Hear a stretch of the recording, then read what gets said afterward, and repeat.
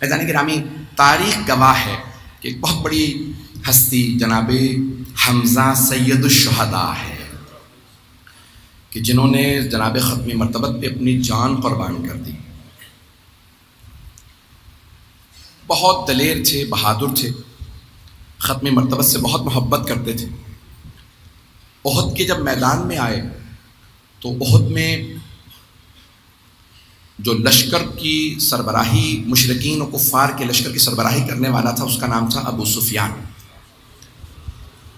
ابو سفیان نے، اور اس کی بیوی ہندہ تھی جو معاویہ کی ماں تھی، یزید کی دادی تھی. ہندہ نے ایک مرتبہ ایک ابو سفیان سے کہا، ایک غلام میں نے دیکھا ہے جو بہت نیزہ بازی میں ماہر. انہوں نے وہ غلام خریدا، نام اس کا وحشی تھا. اس سے کہا کہ بھئی، ہندہ نے خود کہا اسے کہ ہم تجھے آزاد کر دیں گے، دولت دیں گے، بہت کچھ. اسے کہا کہ ہم نوازیں گے، بس صرف ایک کام ہے، محمد یا علی میں سے ایک کو قتل کر دیں. تو اس نے کہا میں محمد کو نہیں مار سکتا، ان کے چاروں طرف لوگ ہوتے ہیں، اور علی کو نہیں مار سکتا، ان کی چاروں طرف نظر ہوتی ہے. تو پھر ہندہ نے کہا کہ پھر میں اور کچھ نہیں سنوں گی، مجھے حمزہ کا کلیجہ چاہیے. اس نے کہا میں حمزہ کو مار تو دوں، حمزہ شیر کا شکار کرنے والے ہیں، وہ مجھے جان سے مار دیں گے، چیر دیں گے، بہت دلیر ہیں، ایک وار میں 2 ٹکڑے کر دیتے ہیں، میں پشت سے انہیں حملہ کروں گا. ہندہ نے کہا مجھے اس کی پرواہ نہیں ہے، مجھے حمزہ کا کلیجہ چاہیے. اور خود آئی، اور لوگوں نے وہ گانے بھی لکھے ہیں جو وہ گاتی ہوئی آئی تھی، نحن بنات طارق نمشی النما، پورے گانے لکھے ہوئے ہیں، پورے جو اپنے ساتھ وہ پلٹون لے کے آئے. ایک مرتبہ وہ بجا رہے تھے، سب کچھ سارا سلسلہ گانے بجانا ہوتا رہا. ایک مرتبہ سارا کا سارا جب مجمع بکھر گیا رسول خدا کے اصحاب کا، تو وحشی نے پشت سے ایک مرتبہ جناب حمزہ سلام اللہ علیہ کو پشت سے نیزہ مارا، ان کے سینے سے باہر آ گیا. تو ایک مرتبہ جب جناب حمزہ گرنے لگے نا، تو کہا یا رسول اللہ آپ تنہا رہ جائیں گے، بس ایک علی آپ کے پاس ہیں، میں اپنی جان آپ پہ قربان کرنے میں کامیاب رہا، لیکن اس بات کا کوئی غم نہیں کہ میں جا رہا ہوں. اب سمجھ میں آیا یہ میدان کربلا میں ہر اصحاب میں، انصار میں جاتے میں روتے ہوئے یہ کیوں کہتے تھے مولا آپ تنہا رہ جائیں گے. تو اب ایک مرتبہ جناب حمزہ سلام اللہ علیہ گر گئے. جب گرے تو فوراً ہندہ فوراً پہنچی اور وحشی سے کہا ان کا کلیجہ، ان کا سینہ چیر دو. اس نے پورا سینہ کاٹا، کھولا، اس نے کلیجہ نکالا اور کھانا چاہتی تھی، لیکن چھٹے امام فرماتے ہیں کہ اللہ نے کلیجے کو اتنا سخت کر دیا تاکہ وہ کھا نہ سکے، کہ ایک سید الشہداء کا جسم کا کوئی بھی ٹکڑا مشرکہ کا جز نہ بنے کا اسے سخت کر دیا. لیکن اگر آپ زیارت عاشورہ یا کوئی زیارت پڑھیں تو اس میں ائمہ نے جب ہندہ پہ لعنت کی ہے نا، تو یہ جملہ کہا ہے وَابْنَ آکِلَةُ الْأَكْبَادِ، کبد کی جمع اکباد، کلیجہ چبانے والی کے بیٹے، اللعین ابن اللعین، کہ وہ بھی ملعونہ تھی، اس پہ بھی لعنت ہو، بیٹوں پہ بھی لعنت ہو. عزیزان گرامی، ایک مرتبہ اس نے سینہ چاک کروایا جناب حمزہ کا، وحشی نے کلیجہ نکال کے دیا، چبانا چاہا، کھا نہیں سکی. اس نے کہا کہ ان کا مسئلہ کر دو، ان کی ناک کاٹو، ہونٹ کاٹو، کان، ان کی آنکھیں نکال کے مجھے دو، ہاتھوں کی انگلیاں، پاؤں کی انگلیاں کاٹو. تو وحشی نے سارے کے سارے اعضاء کاٹے. کہ مجھے ایک ہار میں پرو دے، گلے میں ڈال کے مکے جاؤں گی، بتاؤں گی کہ میں حمزہ کا یہ جگر لے کے آئی ہوں. تو اتنے میں پیغمبر اسلام نے کسی سے کہا، صحابی سے، جاؤ ذرا جا کے دیکھو میرے چچا کہاں ہے. جانتے ہیں نا کہ بھتیجوں کو چچا سے کتنی محبت ہوتی ہے.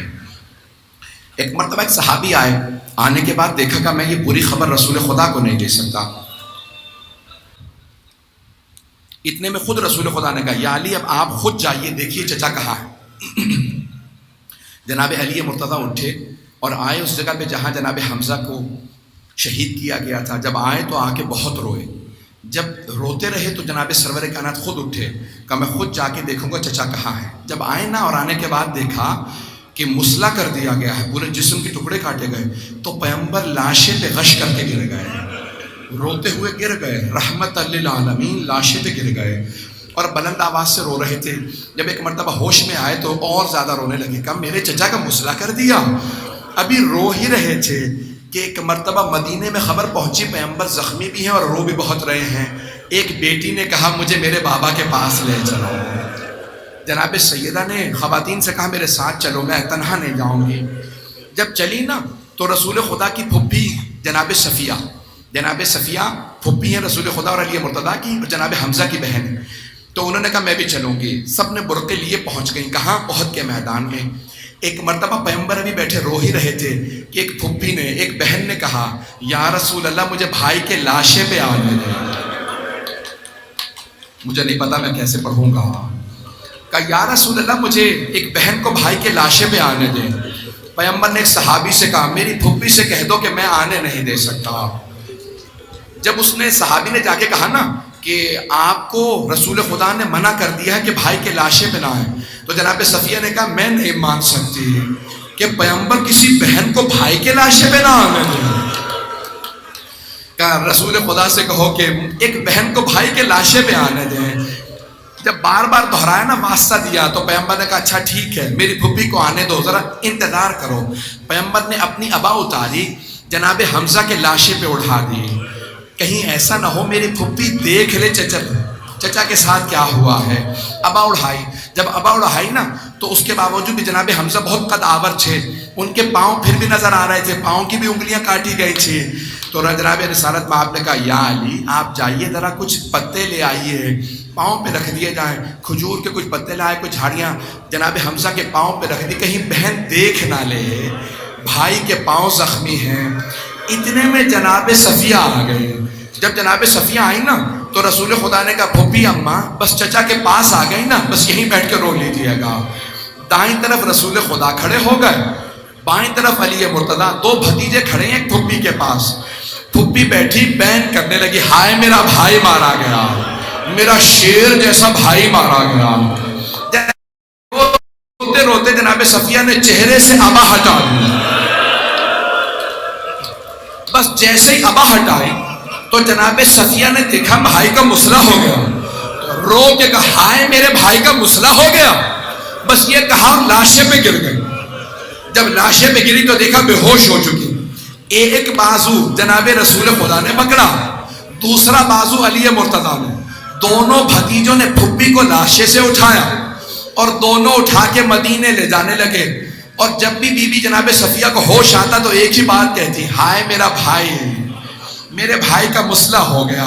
اب میں آپ سے کہوں گا ذرا میرے ساتھ چلیے، کربلا کا میدان ہے، 11 محرم ہے، ایک بہن بھائی کے لاشے میں آ رہی ہے. میری طرف دیکھیے گا، جب وہ بہن آئی نا ہاتھ پسے گردن بندھے تھے، سر پہ چادر نہیں تھی.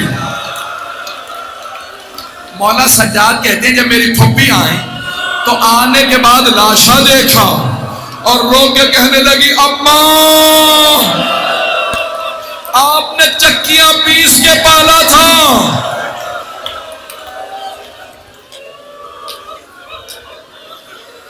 تب میری پھپھی نے میرے بابا کا طواف شروع کر دیا.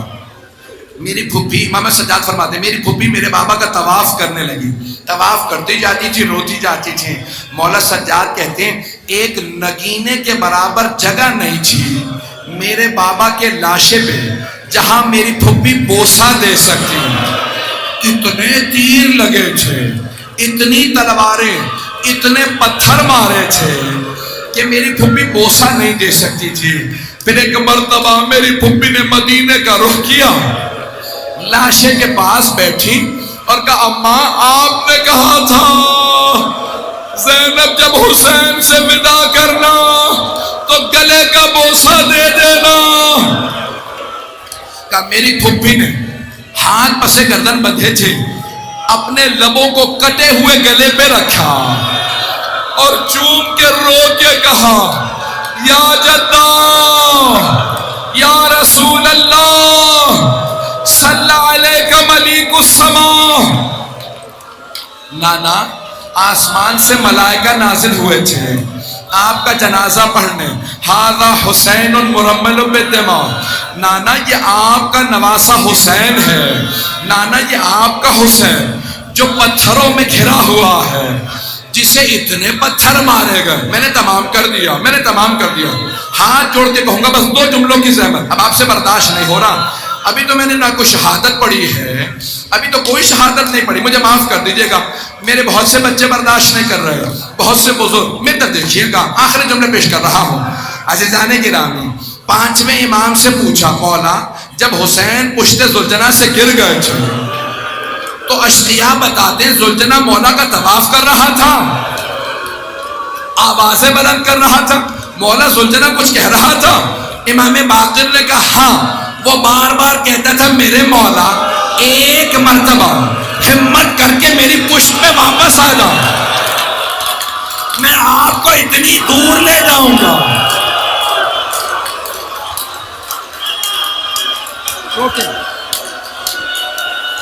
بس بس بھائی،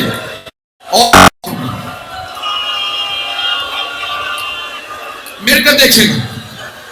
امام باقر نے کہا کہ زلجنہ بار بار مولا حسین سے کہتا تھا میرے مولا بس ایک مرتبہ، طواف کرتا جاتا تھا کہتا تھا مولا بس ایک مرتبہ ہمت کر کے میری پشت پہ واپس آ جا، میں آپ کو اتنی دور لے جاؤں گا پھر کوئی تیر نہیں لگے گا. ایک مرتبہ لوگوں نے پوچھا مولا حسین نے بھی کچھ کہا زلجنہ سے؟ کہا ہاں میرے جد نے، میرے دادا نے کہا زلجنہ خیموں میں واپس چلا جا، میری